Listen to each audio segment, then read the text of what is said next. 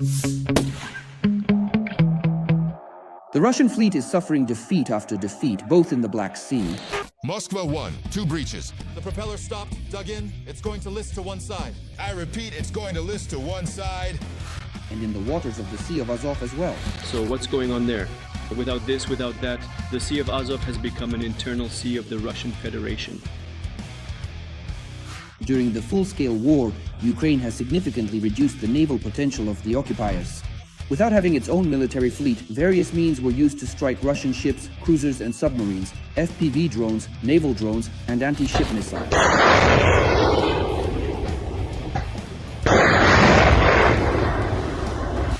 Which ships has Ukraine destroyed over the 3.5 years of full-scale war? What is the current state of the Russian Navy? This and more coming up in Arsenal. On Thursday, August 28th, the main intelligence directorate of Ukraine struck the aggressor country's small missile ship of Project 21-631 Buyan-M. This is one of the ships that was used to launch Kalibr cruise missiles at Ukraine. According to intelligence officers, the missile ship was attacked in the Sea of Azov in the Temryuk Bay, not far from the occupied Crimea. Fighters from the GUR Special Unit Ghost damaged the ship's radar with a drone strike. After that, special forces from the GUR Department of Active Operations attacked the vessel. At the same time, Ukraine's allies also provided assistance, as they are also interested in reducing the potential of the Russian Navy. This was not a stationary target, but a moving one. And this indicates that the main intelligence directorate of the Ministry of Defense of Ukraine received information in real time from our strategic partners. It should be noted that from August 25 to 31, over the waters of the Black Sea, the American Poseidon and AWACS aircraft of the French and British Air Forces were deployed, covering not only the Black Sea, but also, accordingly, the Sea of Azov. The Buyan-M is quite a unique ship, essentially having no direct counterpart in the American Navy. Its distinguishing feature is its small size and the ability to operate in river-sea conditions. Since the 2000s, Russia has built 10 such ships, with 2 more under construction. All these small missile ships are designed for enclosed seas, the Black, Azov, and Caspian Seas. We're talking about a reduction in the Black Sea Fleet's ability to carry out strikes primarily against residential and infrastructure targets in Ukrainian cities, given the tactical and technical characteristics of this ship. Let me emphasize once again, they are equipped with 8 Onyx cruise missiles. First and foremost, this concerns the ability to strike residential infrastructure in the Odessa, Kherson, and Mykolaiv regions. At the same time, if we consider such factors as purpose and strike power, the American fleet's equivalent would be strike missile frigates or even some destroyers, despite the fact that they are significantly larger than the Buyan. The hunt for the aggressor's Black Sea fleet began in the very first days of the full-scale war. Back in early March 2022, during the battles for Mariupol, Ukraine's defense forces, specifically Azov fighters, struck a fast Russian patrol boat, the Raptor. 2 days later, from Point U near Berdyansk, the large landing ship Saratov was destroyed. According to information from the Russian Ministry of Defense, the Saratov was first scuttled by its own crew, then later raised from the seabed, towed to Kerch, and scrapped for metal. A month later, on April 13, 2022, Ukrainian forces hit the jackpot by successfully striking the then flagship of Russia's Black Sea Fleet, the missile cruiser Moskva, with Neptune missiles.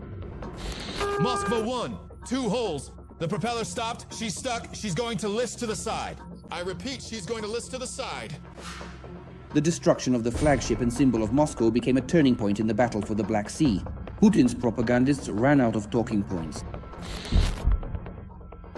I'm furious about what happened to the flagship of the Black Sea Fleet, the Moskva. I'm just furious. And when we say, yes, it was many years old, yes. Yes, it had undergone repairs, yes. Yes, this class of ships really does have vulnerabilities, inherent flaws. I understand everything.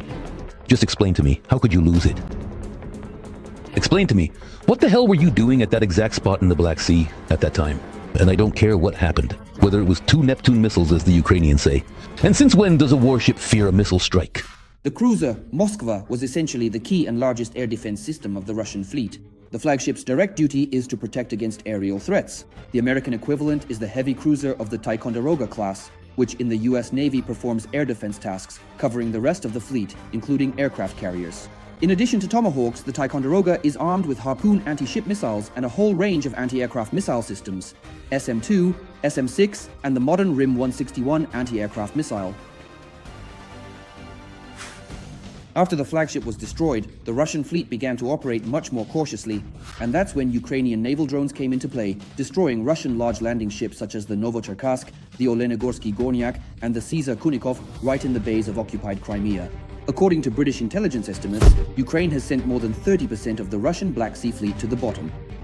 As a result, the Russian Black Sea Fleet was forced to move all its main assets from its historic base in Sevastopol to Novorossiysk in the eastern part of the Black Sea. Russian units operating in the region were also forced to adapt their tactics and change the areas in which they operate. The flagship, missile cruisers, large landing ships, frigates, and submarines. Essentially, through the methodical actions of the Ukrainian military, Russia has suffered its largest naval defeat in the past 100 years. The presence of the Russian Black Sea Fleet in the Black Sea Basin itself has been reduced to a historic minimum for the first time in a century.